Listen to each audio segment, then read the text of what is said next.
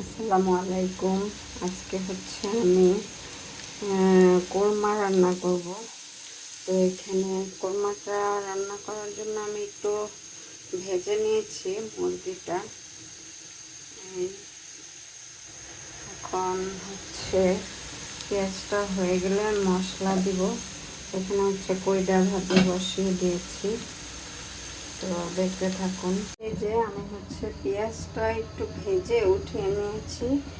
তো এখন হচ্ছে এর মধ্যে হচ্ছে যে সব মশলা হচ্ছে আমি এর মধ্যে দিয়ে দিচ্ছি। আদা বাটা, রসুন বাটা, তারপরে হচ্ছে জিরা,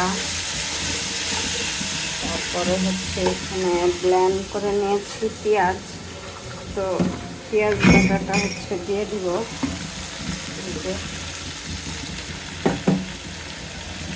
পেঁয়াজ বাটা, বেশি করে পেঁয়াজ বাটা দিয়ে দিব।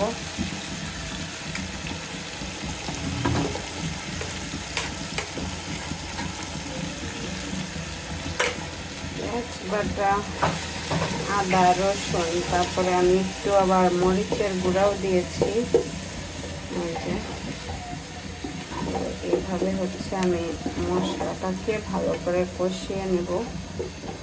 কে কীভাবে রান্না করেন জানাবেন। তারপর হচ্ছে এখান থেকে আমি যে মশলাগুলা হচ্ছে এর মধ্যে দিয়ে দিব, যে এলাচি, দারচিনি, তেজপাতাগুলা পেঁয়াজের সাথে।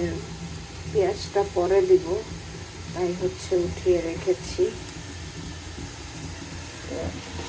এই মশলাটা আমি ভালোভাবে কষিয়ে নিই। পেঁয়াজ একটু দিয়ে দিই।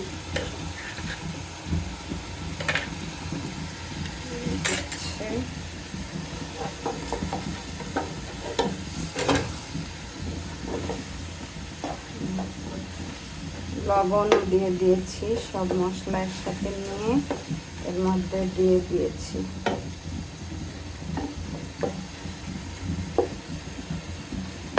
দিয়ে তার মধ্যে হচ্ছে আমি এই যে ভাজা মুরগিটা দিয়ে দিব। এটা কষিয়ে এর মধ্যে হচ্ছে মুরগিটা দিয়ে দিলাম।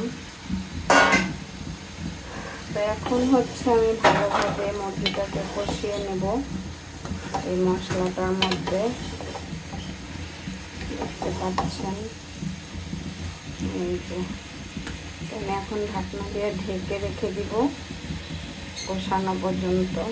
এই যে আমি হচ্ছে কষানোর পরে হচ্ছে দুধ দিয়েছি, কাঁচামরিচ দিয়েছি, একটু পানি দিয়ে তারপর হচ্ছে আবারও কষিয়ে নিয়েছি।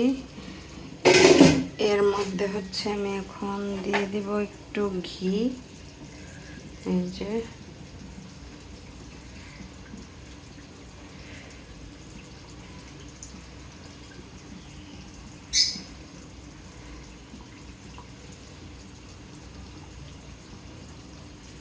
একটু ঘি দিয়ে দিলাম। কেমন হয়েছে জানাবেন।